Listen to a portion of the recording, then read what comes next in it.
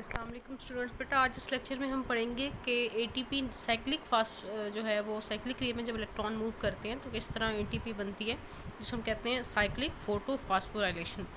Last lecture में हमने पढ़ा था कि किस तरह नॉन साइक्लिक वे में इलेक्ट्रॉन्स मूव करके एटीपी जो है वो प्रोवाइड करते हैं, और इस लेक्चर में हम ये पढ़ेंगे कि किस तरह साइक्लिक वे में जब इलेक्ट्रॉन्स मूव करते हैं तो हाउ एटीपी इज़ फॉर्म्ड। तो ये जो अरेंजमेंट है वो पिछली है जो लेक्चर वाली है कि इसके अंदर इस यहाँ पे फ़ोटो सिस्टम 2 है, फिर इलेक्ट्रॉन एक्सेप्टर है, फिर फ़ोटो सिस्टम जो 2 है उसकी ये ईटीसी है, देन फ़ोटो सिस्टम 1 है उसका प्राइमरी इलेक्ट्रॉन एक्सेप्टर है, और उसकी ये सारी जो है वो इलेक्ट्रॉन ट्रांसपोर्ट चेन है। तो सम टाइम ये होता है कि सेल को जितनी एटीपी चाहिए होती है, तो जितनी उसकी रिक्वायरमेंट होती है उतनी उसको एटीपी मिल नहीं रही होती, तो सेल को जो है वो ज़्यादा एटीपी चाहिए होती है। तो सेल यूजुअली क्या करता है, फिर एक और तरीके से एटीपी की फॉर्मेशन करता है जिसको हम कहते हैं साइक्लिक। इस प्रोसेस के अंदर साइक्लिक फोटोफॉस्फोराइलेशन में जो इलेक्ट्रॉन्स होंगे वो साइक्लिक वे में जो है वो घूमना शुरू कर देंगे, मूव करना शुरू कर देंगे, जिससे जो है वो एटीपी की प्रोडक्शन होगी। इसको हम शॉर्ट सर्किट भी कहते हैं कि जब सेल को ज़्यादा अमाउंट चाहिए होती है एटीपी की तब ये सेल करता है। यूजुअली जो है वो सेल नॉन साइक्लिक फोटोफॉस्फोराइलेशन करता है। अब इसमें होगा क्या, सारा प्रोसेस वही है कि इलेक्ट्रॉन फोटो सिस्टम 2 से गए प्राइमरी इलेक्ट्रॉन एक्सेप्टर के पास, फिर पी के बाद साइटोक्रोम कॉम्प्लेक्स पीसी, फिर फोटो सिस्टम 1 आ गया, यहाँ से इलेक्ट्रॉन जाएंगे प्राइमरी इलेक्ट्रॉन एक्सेप्टर के पास, फिर एफ अब यहाँ पर जो एफ होगा वो एफ यहाँ आ जाएगा। अब यहाँ पर जो एफ होगा मतलब कि primary electron acceptor of this photo system 1 will provide electrons to ferredoxin. Ferredoxin क्या करेगा, इन इलेक्ट्रॉन्स को NADP रिडक्टेज के पास नहीं भेजेगा, बल्कि वो क्या करेगा, वो इसको फोटो सिस्टम जो 2 है उसका जो ETC है साइटोक्रोम कॉम्प्लेक्स उसके पास भेज देगा। प्राइमरी इलेक्ट्रॉन एक्सेप्टर से इलेक्ट्रॉन जाएंगे FAD के पास, फेरिडोक्सिन इन इलेक्ट्रॉन्स को भेजेगा cytochrome complex of this ETC, और साइटोक्रोम कॉम्प्लेक्स से इलेक्ट्रॉन फिर पीसी के पास जाएंगे, फिर फोटो सिस्टम 1 के पास, और फिर यहाँ से, और ऐसे करके ये जो है ना इस तरह करके इलेक्ट्रॉन यहाँ गए, यहाँ तो ये साइक्लिक वे में इलेक्ट्रॉन्स की मूवमेंट स्टार्ट होती है। जब इलेक्ट्रॉन साइटोक्रोम कॉम्प्लेक्स से पीसी इसके पास मूव करेंगे, इस ETC में मूव करेंगे, तो यहाँ पर वो क्या देंगे, यहाँ पे वो एनर्जी देंगे। इस एनर्जी को यूज़ करके कीमियोस्मोसिस के प्रोसेस के अंदर सिंथेसिस की जाएगी एटीपी की। अब आपका ये बहुत ही कॉमन सा जो है वो शॉर्ट क्वेश्चन आ जाता है कि what is the difference between और comparison between cyclic and non cyclic photophosphorylation. तो आपने देखा है कि जो साइक्लिक है ना उसके अंदर सिर्फ एटीपी ही बन रही है। यहाँ इलेक्ट्रॉन मूव कर रहे हैं, कोई यहाँ पे NADPH नहीं बन रहा, यहाँ पर जस्ट क्या बन रही है एटीपी। यहाँ पे कोई फोटोलिसिस नहीं हो रही वाटर की, कोई ऑक्सीजन नहीं बन रही, सिर्फ ये वाला फोटो सिस्टम इन्वॉल्व है, ये फोटो सिस्टम भी इन्वॉल्व नहीं है। ठीक है, तो कंपैरिजन में हम यही पढ़ेंगे क्या कंपैरिजन है फोटो सिस्टम साइक्लिक फोटोफॉस्फोराइलेशन का और नॉन साइक्लिक फोटोफॉस्फोराइलेशन का। तो नॉन साइक्लिक जो हमने जो है वो इससे पहले लेक्चर में पढ़ा वो ये था कि इसमें फोटो सिस्टम 1 भी इन्वॉल्व था, 2 भी इन्वॉल्व था।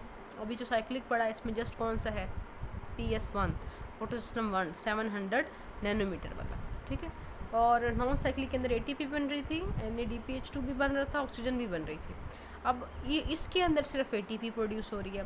अब यहाँ पर नॉन साइकिल में इलेक्ट्रॉन्स रिसाइकल नहीं हो रहे, तो यहाँ पे इलेक्ट्रॉन्स रिसाइकल हो रहे हैं, वो सर्कल में मूव कर रहे हैं, साइक्लिक वे में मूव कर रहे हैं। फिर जो है नॉन साइक्लिक नॉर्मली होती है, सेल बनाता ही ATP नॉन साइक्लिक फोटोफॉस्फोराइलेशन के थ्रू है, लेकिन साइक्लिक फोटोफॉस्फोराइलेशन उस वक्त होती है, ओकेजनली होती है, जब सेल को ज़्यादा अमाउंट ATP की चाहिए होती है। आप कह सकते हैं कि स्पेशल कंडीशन रिक्वायर्ड होती हैं, then cyclic photophosphorylation take place. तो जो नॉन साइक्लिक है टेक्स मोर टाइम, ज़्यादा टाइम लेती है, ये शॉर्ट सर्किट है क्योंकि साइक्लिक, तो इसमें जो है वो टाइम क्या लगता है, कम लगता है।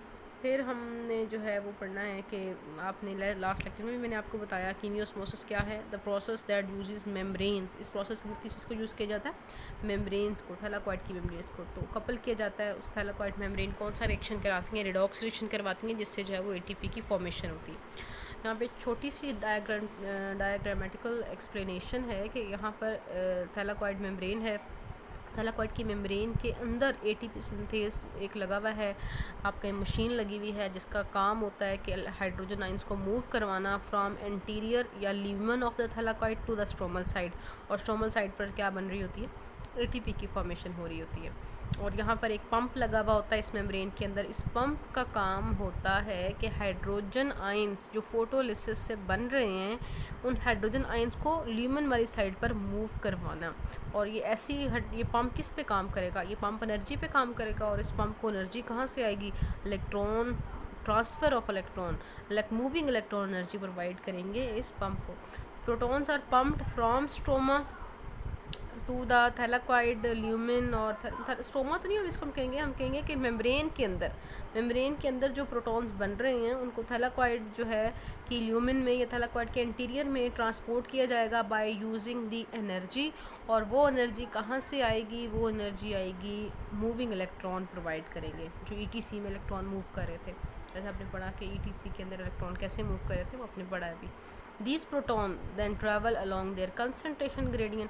अब यहाँ पे प्रोटॉन्स या हाइड्रोजन आयंस की कंसनट्रेशन बहुत ज़्यादा हो जाएगी और स्ट्रोमा वाली साइड पे बहुत कम होगी, तो फिर ये एटीपी सिंथेज मशीन से इनको यहाँ से गुजारेगी और ये अपनी एनर्जी, जब ये hydrogen ions higher concentration gradient से यहाँ मूव करेंगे तो ये अपनी एनर्जी दे देंगे। इस एनर्जी को यूज़ करके क्या बना लिया जाएगा? ATP. These protons then travel along their concentration gradient from lumen to the stromal side. Proton pass through ATP synthase which use energy of proton acquired from electron। Proton energy कहाँ से ली है? Moving electron से। और ये जो energy है इसको use करते हुए केमिकल रिएक्शन होगा एडीपी और इनऑर्गेनिक फास्फेट का। Chemicals move along their concentration gradient, hence this, क्योंकि कंसंट्रेशन ग्रेडियंट के अलोंग केमिकल मूव करते हैं, that's why this formation of ATP, this process is known as chemiosmosis. Clear है? उसके बाद कोई क्वेश्चन हो आपका इससे रिलेटेड तो यू कैन आस्क।